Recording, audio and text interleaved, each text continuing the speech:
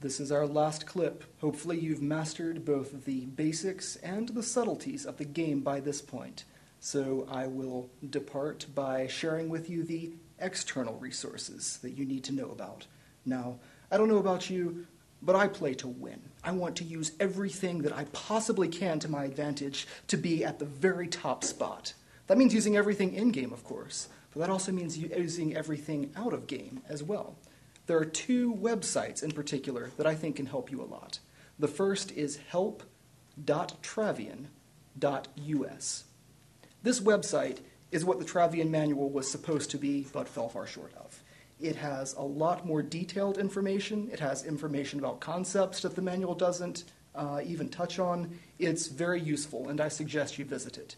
The second resource is called TravianToolbox.com. This resource allows you to search for inactive players, because as we all know, it's much more fun to beat up somebody that won't fight back.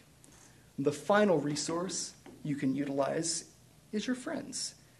You can't be on Travian 24 hours a day, 7 days a week, and yet sometimes it seems like you need to in order to compete for the top spots. So to get around that, have your friends sit for your account while you're away.